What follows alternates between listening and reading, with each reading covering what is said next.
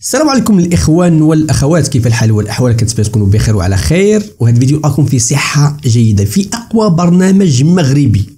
كتعرفوا ان الاعلام المغربي ضعيف في هذه البرامج الحواريه، خصوصا اللي كتكلم على الامور الوطنيه والمغربيه وفيها القصف. اقوى برنامج مغربي بالمقدمه الرائعه جدا خديجه احسان تكلموا حول الاعتراف، وربما اول برنامج كيتكلم على هذا الاعتراف باستنطاب على الاعتراف الفرنسي بمغربيه الصحراء، وعندها ضيوف يعني ضيوف اقوياء بينهم الكولونيل حسن سعود.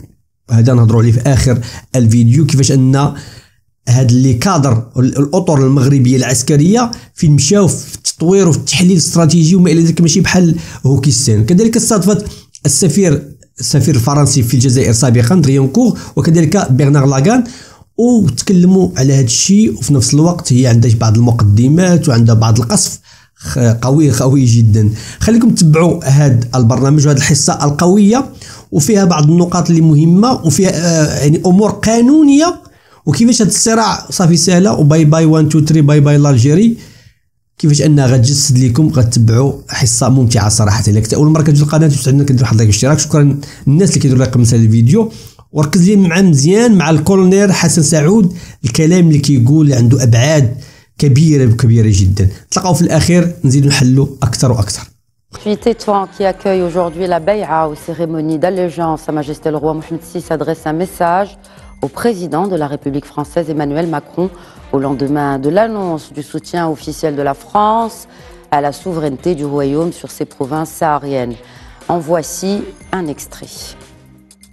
Je me réjouis tout particulièrement de la position claire et forte que la France adopte dans votre message au sujet du Sahara marocain. Fin de la citation royale. Dans son message, toujours, le souverain évoque des perspectives prometteuses dans de nombreux secteurs stratégiques permettant de renforcer le partenariat d'exception, je cite, bâti des décennies durant sur l'amitié et la confiance, et de conclure avec une invitation officielle adressée au président de la République dans le cadre d'une visite d'État au Royaume. Par ailleurs, depuis cette annonce officielle hier du soutien donc de Paris à la cause nationale, les réactions pleuvent au sein d'abord de la classe politique française dans toute démocratie, et cela est normal, à droite comme à gauche. N'en déplaise à certains, les hommes et femmes politiques de la République ont salué cette décision historique. En revanche, chez nos voisins de l'Est, la lettre d'Emmanuel Macron a eu l'effet d'une bombe. Pourquoi donc? Pourquoi, alors qu'Alger affirme depuis plusieurs années être un simple observateur dans ce différend régional du Sahara? Pourquoi, en plus de retirer son ambassadeur à Paris, la diplomatie algérienne menace la France, je cite, de représailles? Frôle-t-on la rupture diplomatique?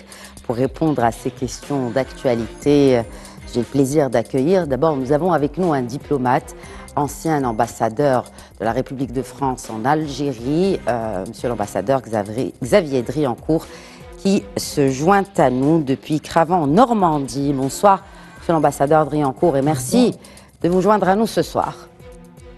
Bonsoir.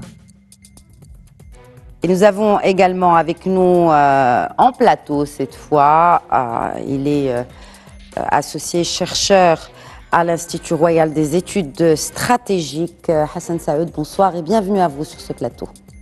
Merci beaucoup, madame, pour l'invitation. Et se joint à nous depuis Lyon, l'historien et spécialiste du Maghreb, également auteur de l'ouvrage de tout dernier d'ailleurs paru, Le Sahara occidental en 10 questions, Bernard Lugan. Bonsoir et merci à vous également de vous joindre à nous. Bonsoir et bonsoir au Maroc.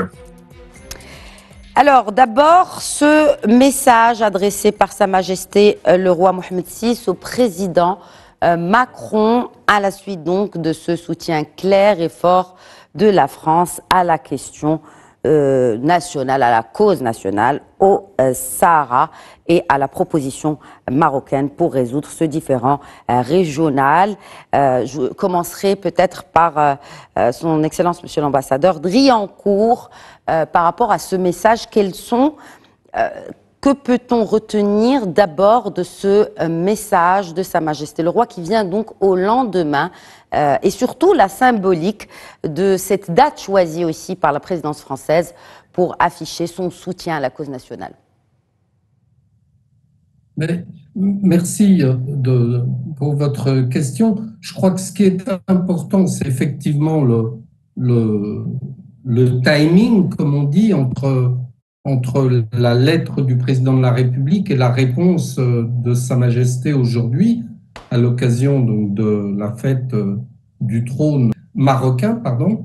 Et je crois que la décision française, elle a été préparée quand même il y a déjà quelques semaines avec le voyage de M. Séjourné, d'autres ministres, M. Le Maire, M. Darmanin, etc.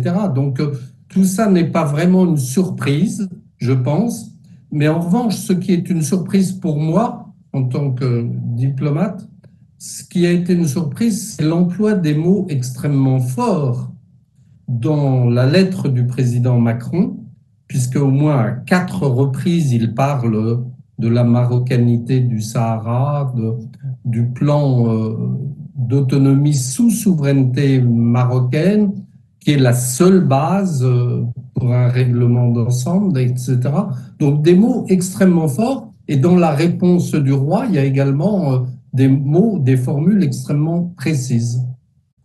Exactement. Et justement, je vais en citer un extrait de ce message donc adressé par le souverain au président de la République. Je cite Sa Majesté le roi Mohamed VI.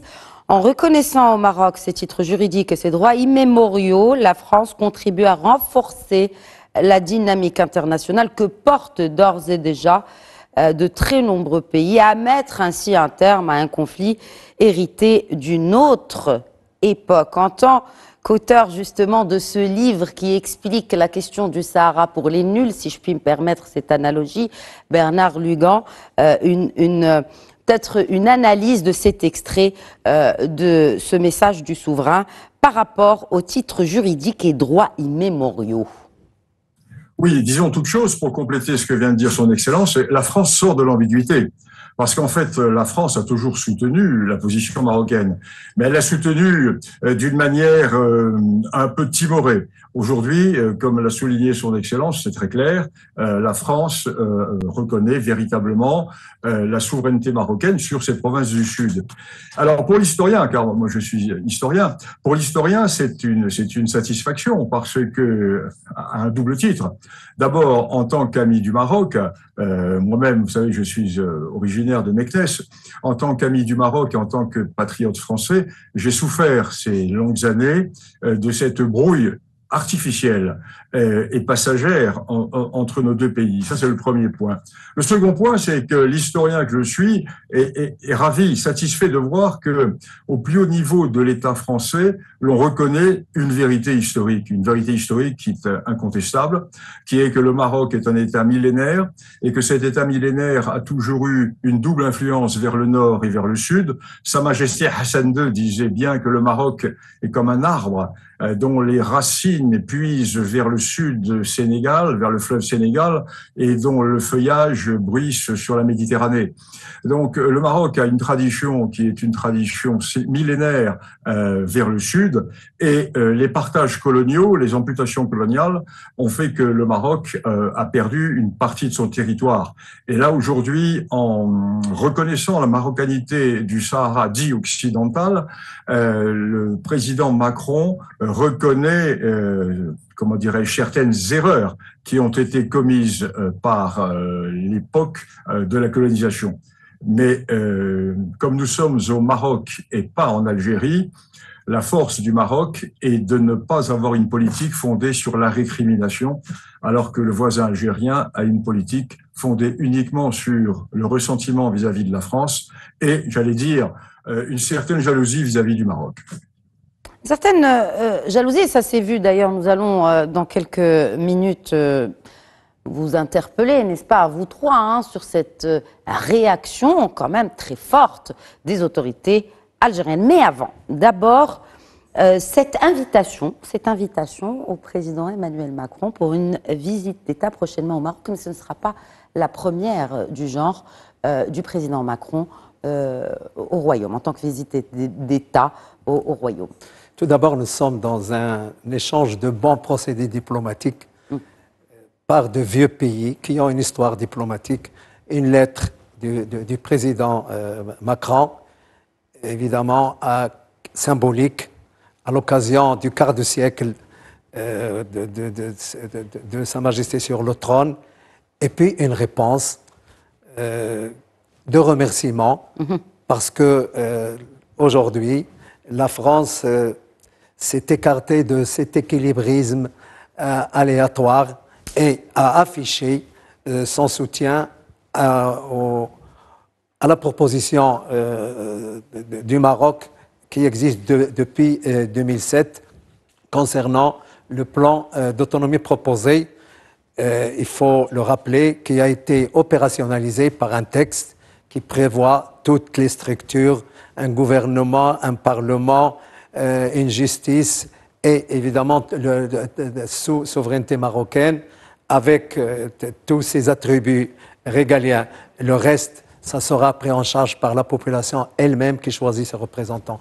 Donc la France, qui a accompagné le processus onusien, il faut le dire, qui ne s'est jamais départi de ça.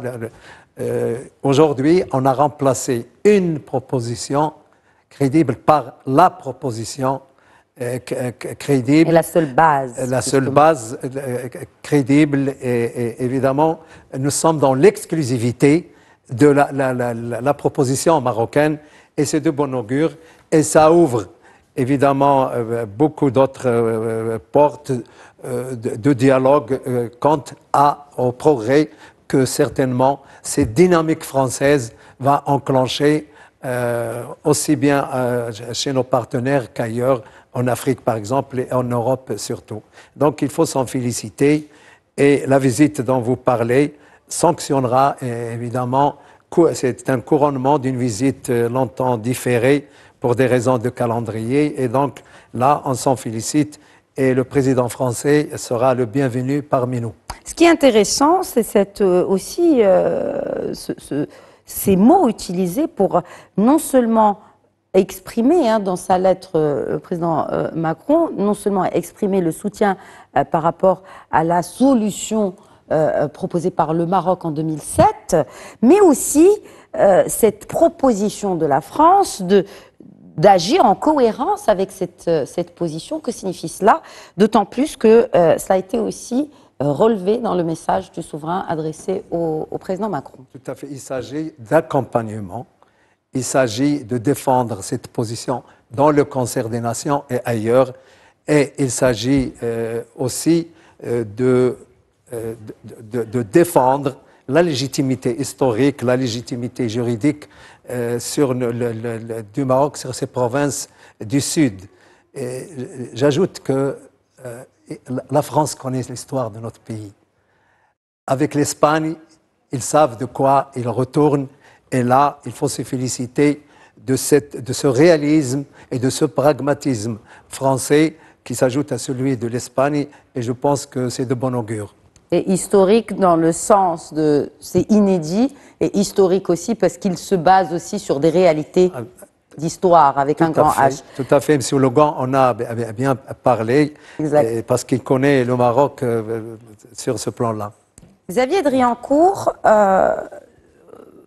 si on prend justement ce geste, cette action du président français, est-ce une preuve finalement que la France adhère aussi à une réalité aussi sur le terrain, celle d'un développement socio-économique dans les provinces du Sud qui est visible aux yeux de tous finalement, et qui avance année après année, qui profite aux populations de la région, contrairement à ce qui est avancé par des ennemis finalement du progrès. Oui, bien sûr. Et M. Séjourné, lorsqu'il est allé à Rabat, a rappelé un certain nombre de choses et a autorisé un certain nombre d'investissements français, d'entreprises françaises dans le Sahara marocain, et a accordé la garantie de l'Agence française de développement, l'AFD. Donc effectivement, c'est une reconnaissance de ce qui s'est passé dans le sud du Maroc. Mais c'est pas seulement ça, c'est aussi, je crois, les avancées extrêmement importantes de la France, du président de la République dans la lettre qu'il a adressée à Sa Majesté, des termes, encore une fois, extrêmement forts qui n'avaient jamais été utilisés concernant le Sahara marocain, le Sahara occidental. Et je crois que c'est ça qui est important et c'est ça qui a choqué vos voisins algériens. Alors, justement, avant qu'on écoute et aussi qu'on analyse un peu, c'est très difficile d'analyser parce que ça a été vraiment immédiat et avec effet immédiat aussi, je vous propose d'écouter cet extrait d'une déclaration du ministre des Affaires étrangères, Stéphane Séjourné, et qui, pour lui, encore une fois, il réitère ce message qu'il a déjà dit à la presse il y a quelques mois lors de sa visite au Maroc sur la position claire aujourd'hui de Paris vis-à-vis de la question du Sahara. On écoute Stéphane Séjourné, on revient à notre discussion. Le président de la République, quand il m'a nommé, m'a donné une mission particulière et personnelle, c'est de rétablir les liens de confiance et puis d'avancer sur ce sujet-là avec les autorités marocaines. Ça fait maintenant quelques mois qu'on y travaille. Et je crois qu'on peut être satisfait d'un côté comme de l'autre. Mon homologue Nasser Bourita a fait un excellent travail, du côté du Quai d'Orsay également. Le président de la République a donc validé cette position et envoyé un courrier au roi. Je crois que c'était dans ce sens-là qu'il fallait œuvrer. Je crois que c'est le sens de l'histoire. Vous savez, entre les Marocains et les Français, il y a ce lien existentiel entre nos deux peuples, entre nos deux pays. Et donc on ne pouvait pas en rester là, il fallait absolument renouer ce lien diplomatique. Ça en passe pas que uniquement sur le géopolitique évidemment, il y a tout le volet culturel, tout le volet économique. Je crois que c'est une nouvelle ère aussi qui s'ouvre et j'espère que pour la France comme pour les Marocains, elle sera très prospère. Merci beaucoup. Justement, elle sera très prospère et d'ailleurs cela a été salué par cette classe politique française. Même si décrié par une certaine frange de la classe politique française, et c'est sain dans toute démocratie qui se respecte, tout le monde ne peut pas être tout le temps d'accord sur toutes les questions, mais il faut le rappeler, pour le diplomate que vous êtes, j'aimerais bien que vous expliquiez cela à nos téléspectateurs, Xavier Driancourt, ce domaine de la politique étrangère est-il réservé au chef de l'État ?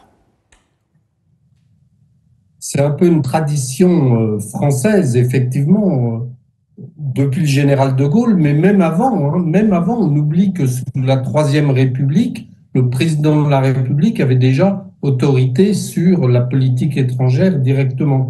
Mais c'est vrai qu'aujourd'hui, sous la Cinquième République, depuis le général de Gaulle, ensuite avec Georges Pompidou, avec François Mitterrand, avec Nicolas Sarkozy, François Hollande, et Emmanuel Macron aujourd'hui, c'est vrai que le président de la République s'investit fortement dans les questions de politique étrangère. Donc c'est vraiment une décision de sa part, ce mouvement important vers les positions marocaines et l'abandon de notre position traditionnelle, au risque de froisser l'Algérie, alors que le président Macron s'était également personnellement investi dans la politique vis-à-vis de l'Algérie depuis 7 ans, et je l'ai vu en tant qu'ambassadeur à Alger.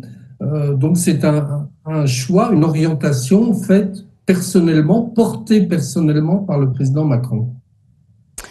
Alors, peut-être aussi une réaction, Bernard Lugan, sur cette réponse de la classe politique, à droite comme à gauche, un moment historique, pour reprendre les termes de Rachida Dati, le représentant des Français de l'étranger dans la 9e circonscription, Karim Bencher, socialiste, parle d'une clarification de Paris devenue urgente, et bien sûr Marine Le Pen, et j'en passe, beaucoup de personnalités politiques ont tenu à afficher leur réaction. Et finalement, on le voit à droite comme à gauche, on salue cette décision. Pourquoi, Bernard Lugan, selon vous? Vous savez, le Maroc bénéficie d'une image de sympathie en France. c'est très clair. Le Maroc, de par sa réalité historique, sa réalité sociologique, de par le comportement de ses ressortissants à l'étranger, bénéficie d'une grande sympathie. De plus, en France, depuis un certain temps, l'attitude algérienne a été, comment dirais-je, mal ressentie, parce que la France a essayé de faire, et l'ambassadeur, son Excellence, l'ambassadeur Driancourt, serait mieux placé que moi pour en parler, mais la France essaie depuis des années d'arrondir les angles avec l'Algérie. Or, chaque fois que la France fait une concession vis-à-vis de l'Algérie, pourquoi arrondir les angles, justement? Pourquoi est-ce une nécessité pour plusieurs chefs d'État? On l'a vu à travers les politiques vis-à-vis de l'Algérie de plusieurs présidents de la République. Parce qu'il y a en France un sentiment, essentiellement à gauche, de culpabilité vis-à-vis de l'Algérie, un sentiment qui est inexact. Et la France a toujours essayé de maintenir des relations, de faire des concessions de type mémoriel avec l'Algérie. Or, chaque fois que la France a fait une concession mémorielle vis-à-vis de l'Algérie, l'Algérie s'est crue autorisée à aller encore plus loin. Alors, si vous voulez, de fil en aiguille, je pense qu'auprès du président Macron, moi je ne suis pas dans les secrets du président Macron, je pense qu'auprès du président Macron et chez le président Macron lui-même, est apparu le sentiment qu'il était inutile de continuer à faire des sourires à l'Algérie, parce que l'Algérie nourrit vis-à-vis de la France, semble nourrir vis-à-vis de la France, une réaction d'ordre sentimentalement revanchard. Et finalement, ceci a fait que la France a finalement compris que ses intérêts historiques, politiques, géopolitiques, sentimentaux, culturels et amicaux étaient davantage du côté du Maroc que du côté de l'Algérie, ou du moins du côté de l'Algérie, de sa gérontocratie gouvernante actuelle. Alors, je me tourne vers l'ancien ambassadeur de France en Algérie, Xavier Driancourt, qui est de plus est auteur de plusieurs ouvrages, dont celui-ci, L'énigme algérienne. Est-ce que ça reste aussi énigmatique, ces réactions de l'Algérie quand il s'agit du Sahara marocain, ou plutôt on affiche sa position, quand bien même elle est contradictoire par rapport à ses positions onusiennes, par exemple? Non, pour le coup, la réaction de l'Algérie, elle était parfaitement attendue. Ce n'est pas une énigme.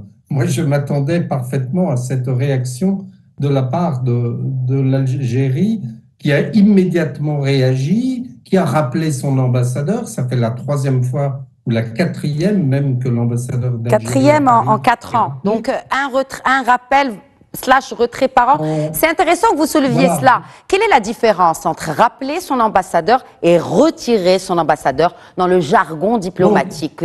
Excellence, monsieur l'ambassadeur. Le retrait d'un ambassadeur, ça n'existe pas. Je crois que l'Algérie a utilisé ce terme uniquement pour un peu grossir l'affaire. Mais en réalité, ça n'existe pas. Il n'y a que le rappel pour consultation et la rupture des relations diplomatiques. Alors là, le terme retrait avec effet immédiat, c'est un peu un effet de manche de la part de l'Algérie, mais ça ne veut rien dire sur le plan juridique, rigoureusement rien dire. Mais alors... Donc voilà, l'Algérie a immédiatement réagi, la visite du président Tebboune va être sans doute annulée. Bon, annulée, est-ce qu'elle était déjà programmée? Parce qu'il y a eu plusieurs reports avant d'annoncer des élections anticipées pour septembre, date à laquelle même il devait justement se rendre en France.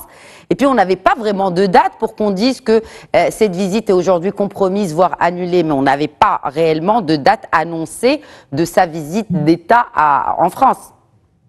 Non, mais le communiqué de l'Élysée faisait état d'une visite en septembre ou octobre. Donc c'était juste après l'élection du président, la réélection du président. Encore faut-il qu'il soit élu, voilà.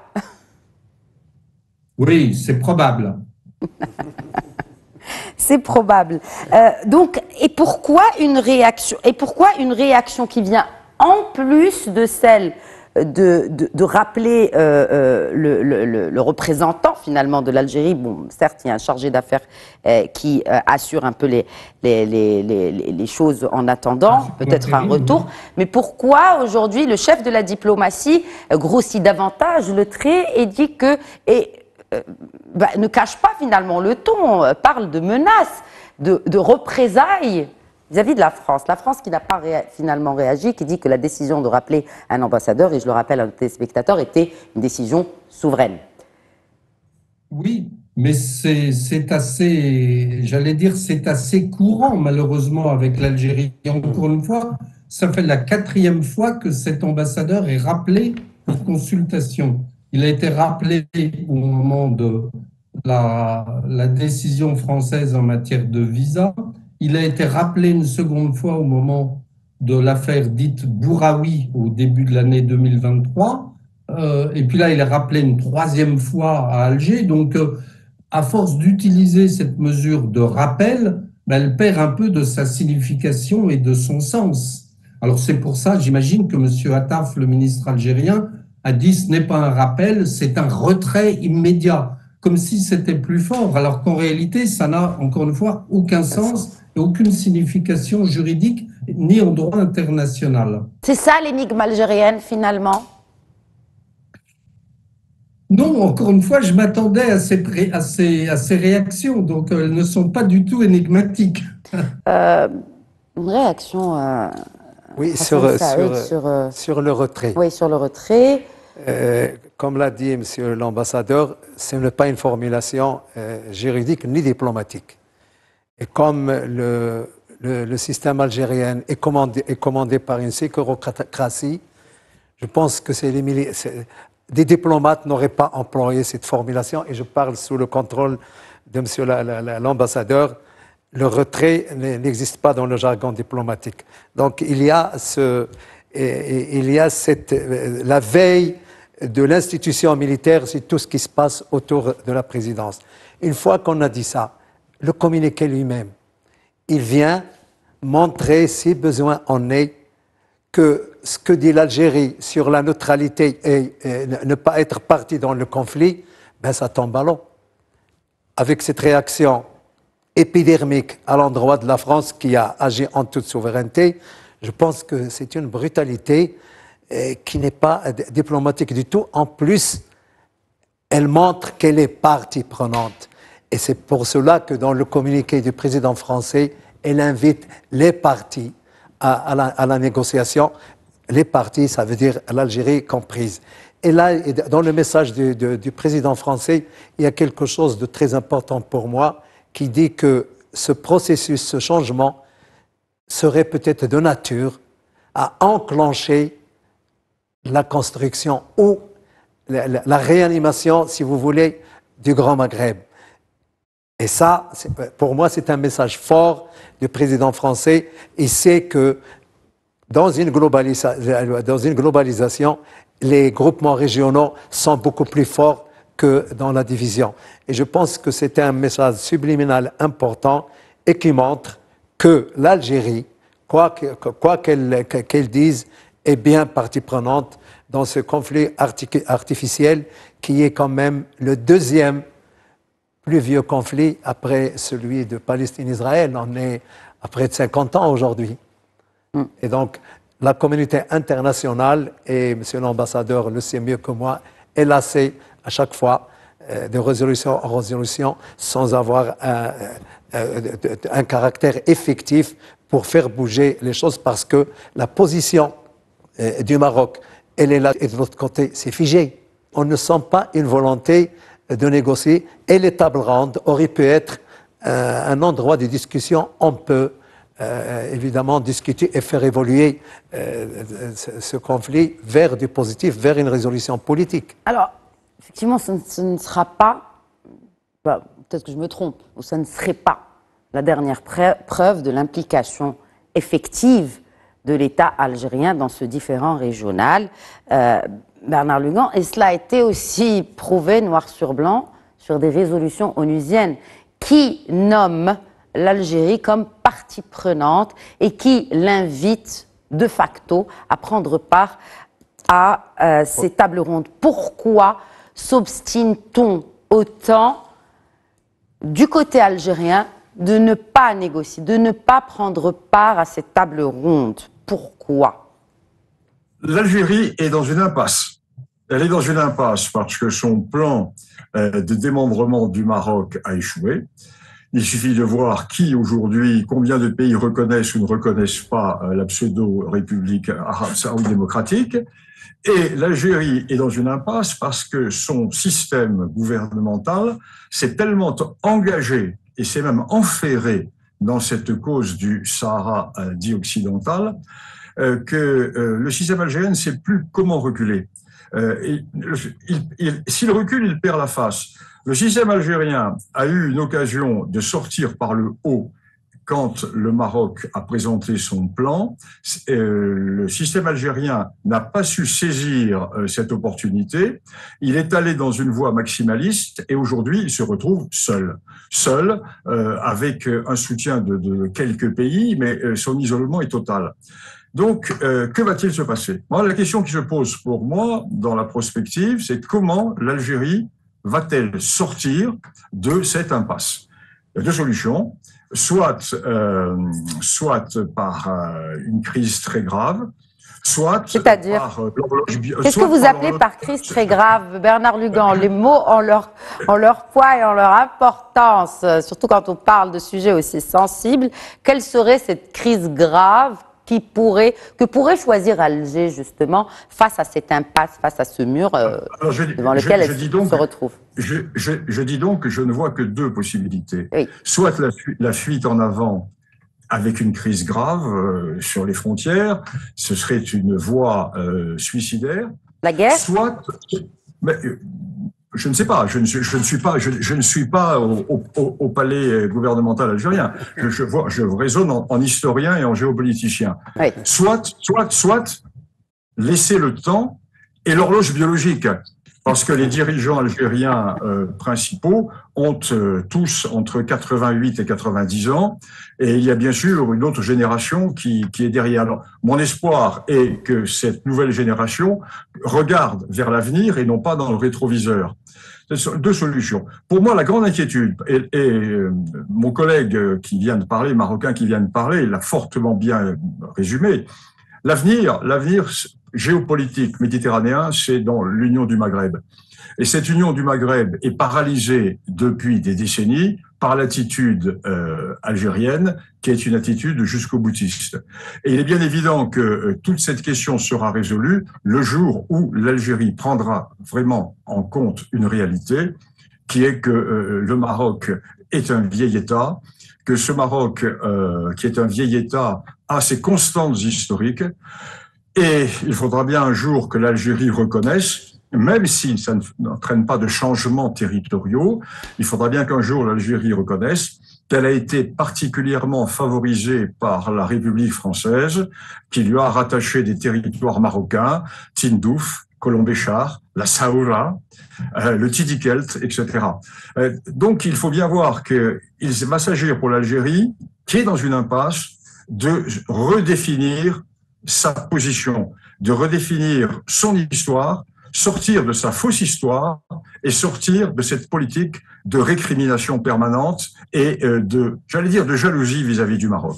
Voilà ce que l'on peut dire, mais pour le moment, l'Algérie, je le répète, est dans une impasse. Et ces réactions épidermiques, comme l'ont souligné son Excellence, Monsieur l'ambassadeur, montrent bien que ce ne sont pas les diplomates qui dirigent, mais que ce sont ceux qui n'ont pas l'habitude de la diplomatie. Quel avenir justement pour cette diplomatie de plus en plus isolée sur la scène internationale, Xavier Driancourt? Quel avenir pour la diplomatie?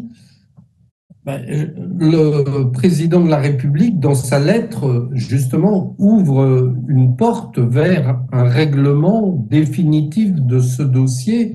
Et je pense que la France, qui est membre permanent du Conseil de sécurité, et n'oublions pas que l'Algérie est en ce moment membre du Conseil de sécurité pour les 2 prochaines années. Donc, la France, l'Algérie et les autres membres du Conseil de sécurité, mais encore une fois, l'Algérie, en tant que membre temporaire, élu pour 2 ans, devrait essayer de faire preuve de réalisme dans ce dossier, comme l'a rappelé excellemment M. Lugan. Colonel Saoud, pour clore justement ce chapitre algérien, parce qu'il ne s'agit pas finalement d'en parler, hein, ce n'était pas le but de cette émission, mais quelle est selon vous la prochaine étape? D'autant plus que, il faut le rappeler, il y a des élections qui arrivent dans le pays. Parce que parlons justement de la situation interne, au lieu de créer des diversions, hein, parce que c'est une sorte de diversion quand on crée de faux problèmes qui ne nous concernent pas, soi-disant. La situation aujourd'hui de l'État algérien, vis-à-vis même des Algériens, face à cette nouvelle donne, alors que les élections sont programmées dans 1 mois et quelques jours. Élections anticipées, rappelons-le. J'aimerais d'abord, Madame, rappeler ce qu'a dit Sa Majesté, la main tendue, et mettre à plat tous les problèmes. Ça, c'est une porte ouverte à la discussion. Mais de l'autre côté, il y a une brutalité diplomatique, la rupture des relations diplomatiques.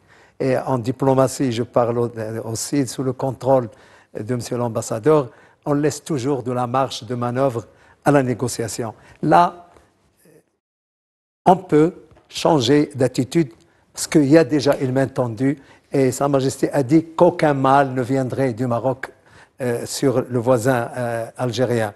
Aujourd'hui, les élections qui sont pour moi une lettre à la poste, c'est M. Tebboune remplacera M. Tebboune, visiblement, parce qu'il est adopté par l'institution militaire, parce qu'il est militaro-compatible. Et donc, je ne sais pas, c'est une réaction un peu brutale, peut-être par la surprise, même s'il semblerait qu'ils ont été avisés en amont. Mais la réaction, d'ailleurs, le communiqué du ministère des Affaires étrangères a été retiré de la plateforme du ministère.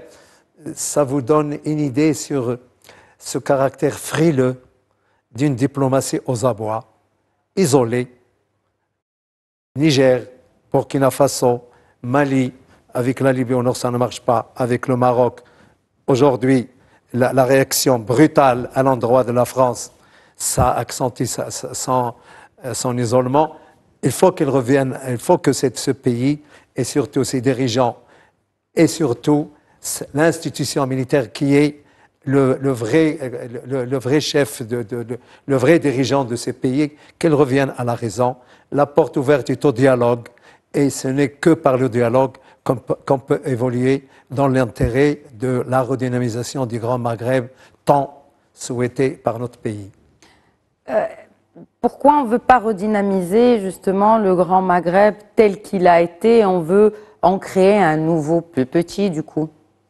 Tout ça, c'est des gesticulations infructueuses d'ailleurs. On a vu des défections, la Libye, la Mauritanie qui n'a pas fait partie. La Libye fait de la présence gentille, un échange de bons procédés, mais finalement, c'est un projet mort-né et qui montre à toute la communauté internationale que l'Algérie fait de la pifométrie politique, c'est de la navigation à vue qui est totalement infructueuse. J'espère que ces dirigeants reviennent à la raison. Nous avons besoin du Grand Maghreb. Sachez, madame, que le non-Maghreb nous coûte 2,7 points de PIB aux citoyens maghrébins. Il est temps d'y réfléchir, il est temps vraiment de réanimer ce groupement régional qui est dans un coma prolongé. En parlant de prolongation, mais là sur un aspect beaucoup plus optimiste et tourné vers l'avenir notamment des relations internationales. Donc un peu, on le voit, la décision française, Monsieur l'ambassadeur Driancourt, elle suit aussi celle de consoeurs européennes, mais aussi américains. Est-ce qu'elle peut aussi entraîner, comme par effet domino, j'ai envie de dire, d'autres pays à emprunter cette même voie, à emboîter le pas à la France, l'Espagne, les États-Unis, d'autres pays aussi qui ont pris dont deux qui font partie du Conseil de sécurité, faut-il le rappeler. Pensez-vous que cela peut avoir cet effet-là, notamment au sein de l'Union européenne? Oui, c'est ce que j'expliquais dans un article du Figaro ce matin. Je crois que c'est ça qui fait peur à l'Algérie, c'est l'effet d'entraînement, la capacité d'entraînement de la France vis-à-vis d'autres pays européens, vis-à-vis du Royaume-Uni et vis-à-vis d'autres pays dans le monde. Parce que, effectivement, si la France fait ce mouvement en faveur du Maroc, d'autres pays vont se dire, bon, puisque la France a fait ce choix, on peut y aller également. Et je pense que c'est ça qui inquiète beaucoup les Algériens, de se retrouver très isolés et très minoritaires, encore plus qu'ils ne le sont aujourd'hui. D'autant plus que ça a été effectivement une des réactions suite à l'annonce espagnole aussi des autorités algériennes. Tout à fait. Voire même, ils ont menacé de rompre les relations commerciales. Enfin, c'était allé très loin. Aujourd'hui, la France. Oui, parfaitement. Bernard Lugan, bon, nous sommes face à une réalité aujourd'hui. Pour citer Christian Cambon, le sénateur des Républicains, 15 pays européens ont déjà franchi ce pas. Vers quelle configuration se dirige ce dossier selon vous? Est-ce qu'on approche à la fin, vous qui êtes historien, on approche vraiment à la fin de ce différend qui n'aura que trop duré? Tout dépend de l'Algérie. Tout dépend de l'Algérie. Ce que je disais il y a quelques instants, l'Algérie va-t-elle, oui ou non, reconnaître qu'elle est dans une impasse, que sa politique jusqu'au boutiste la conduit véritablement sur une voie de garage? Et oui ou non, c'est une décision qui doit être prise par les Algériens. Alors maintenant, comment va-t-elle la prendre si elle décide de la prendre? L'armée algérienne, qui a tellement soutenu le Polisario et le pseudo-État sahraoui, l'armée algérienne ne peut pas se déjuger. Il va donc falloir, j'allais dire, des sas de décompression. Et il va falloir que le processus, comme le disait son Excellence et comme le disait mon collègue Saoud également, soit entamé à la suite de la déclaration du président Macron, qui ouvre effectivement des perspectives. L'Algérie va-t-elle saisir une nouvelle fois l'occasion qui se présente, va-t-elle saisir, cette nouvelle occasion qui se présente ou pas? Et on retombe à l'alternative qui était celle que j'avançais tout à l'heure, ou bien la fuite en avant, ou bien la prise en compte du réel. Mais en Algérie, prendre en compte le réel, c'est un peu un pari impossible. Si l'on s'en réfère à l'histoire récente. Ok. Vous faites bien de préciser justement sur l'histoire récente, parce que ça n'a pas toujours été le cas, bien malheureusement. Malheureusement. Oui. Mais j'aimerais signaler aussi que dans le plan d'autonomie, il y a ces dispositions importantes concernant les séquestrés de Tindouf, le désarmement, la démobilisation et la réinsertion dans leur région de naissance, dans les régions autonomes. Et c'est un geste de bonne volonté marocain qui fait partie du plan d'autonomie. Donc nous sommes dans du réel, et comme Sa Majesté l'a dit, la patrie est miséricordieuse. Que ces égarés reviennent dans leur patrie, ils seront les bienvenus, à condition qu'ils soient des vrais Sahraouis. Pourquoi vous dites vrai? Parce que quand on voit le recensement qu'on refuse et qu'on voit des Maliens, des Mauritaniens un peu partout, des ressortissants du Sahel, et le refus de l'Algérie de faire le recensement des populations présentes, on comprend pourquoi le chiffre a été gonflé et que beaucoup d'organisations ont dénoncé. C'est le seul, entre guillemets, réfugié non recensé dans le monde. Alors, une dernière question, Xavier Driancourt.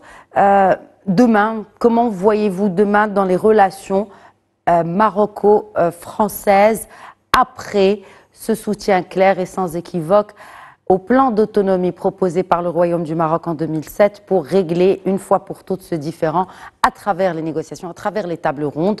Comment voyez-vous, et comme l'a dit à très juste titre le souverain dans son message adressé au président français, des perspectives prometteuses sur des sujets, sur des volets stratégiques?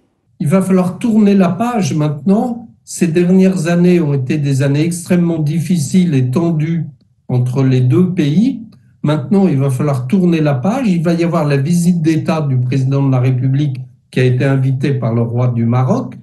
Donc voilà, après, il faut construire l'avenir. Et je pense que c'est justement la différence entre le Maroc et l'Algérie. Avec l'Algérie, le président Macron n'a fait que des gestes concernant le passé, concernant la mémoire, concernant l'histoire, mais on parle rarement de l'avenir. Avec le Maroc, il va falloir parler de l'avenir, des projets communs, des relations entre non seulement la France et le Maroc, mais les pays du Grand Maghreb, les 3 pays du sud de l'Europe, Espagne, Italie, France.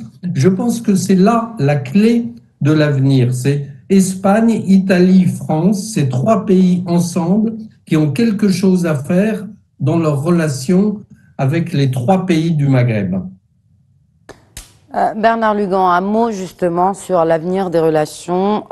D'abord Maroc-France et puis Maroc-UE dans la foulée de ces avancées notables sur une question qui reste vitale et centrale pour le Maroc, pour son monarque et aussi pour tous les millions de Marocaines et de Marocains. Et j'ajouterai à ce que vient de dire son Excellence, le Portugal. Nous voyons bien qu'il y a un ensemble politique, géostratégique qui se définit. C'est pour cela qu'il faut en revenir véritablement à la fin de ce conflit artificiel qui a été créé de toutes pièces par l'Algérie, de façon à ce que la situation interne au Maghreb évolue dans le sens de la création effective de ce grand Maghreb, qui pourrait être le partenaire sud, nous sommes autour de la même table, hein, au nord de la Méditerranée et au sud de la Méditerranée, partenaire à la fois stratégique, culturel, politique et j'ai même dire existentiel entre l'Europe et cette partie de l'Afrique. Mais ceci est conditionné par un point précis, et son Excellence l'a très bien montré. La différence fondamentale qui existe entre les relations internationales que l'on peut avoir dans un pays comme la France avec le Maroc ou avec l'Algérie. Avec le Maroc, l'on parle d'avenir. Nous avons un passé commun qui n'a pas toujours été rose, mais ce passé commun qui n'a pas toujours été rose est un passé qui est englobé dans une continuité historique qui fait que dans l'histoire des vieux peuples, il y a toujours des hauts et des bas. Tandis qu'avec l'Algérie, qui est un pays qui naît en 1962, qui passe de la colonisation ottomane à la colonisation française, il n'y a pas cette profondeur. Et c'est pour cela qu'il y a des réactions qui sont des réactions exacerbées, qui ne sont même pas du nationalisme, mais qui sont du nationalitarisme, comme les définissait Maurras, qui ne sont pas ancrés sur du réel charnel et historique, mais souvent sur une reconstruction idéologique. Voilà toute la différence. Merci Bernard Lugan. Un dernier mot, Hassan Saoud, pour clore cette discussion. En attendant, le Maroc est dans son Sahara, le Sahara est dans son Maroc. On sécurise par le développement, on développe par la sécurité. Il y a un territoire attractif, il y a des investissements énormes, et bienvenue à ceux qui veulent rejoindre leur patrie. Merci beaucoup sur ces mots pleins de sagesse et de réalisme, puisqu'il a été beaucoup question de réalisme dans cette émission, que justement cette émission touche à sa fin. Merci Hassan Saoud.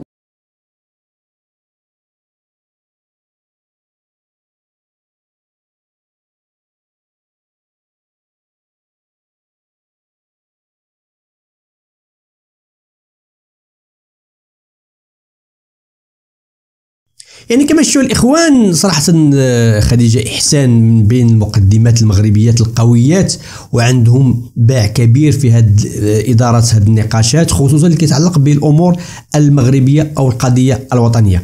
نتكلموا دابا على الكولونيل او المحلل الاستراتيجي اللي هو حسن سعود. كيبان لك الفرق الاخوان، شوفوا معايا ركزوا معايا الفرق كيفاش ان الكوادر الاطارات المغربيه خصوصا اللي عندها تخصص عسكري وفي الامور الدفاعيه كيفاش كيتوجهوا للتعطير والتكوين كيزيدوا التكوين ديال ناس اخرين، وربما حتى على الصعيد العالمي، لان السي حسن سعود حتى هو يعني عضو في مكتب دراسات في فرنسا في البحث ديال الامور الدفاعيه والاستراتيجيه، وكنشوفوا في الجزائر ما كاينش هذوك الكابرانات ديالهم كيتصوروا صافي شادين في الكرسي وكيتصوروا. هنا كيبان لك واحد الفرق. هذا غير مثال على سبيل المثال لا الحصر.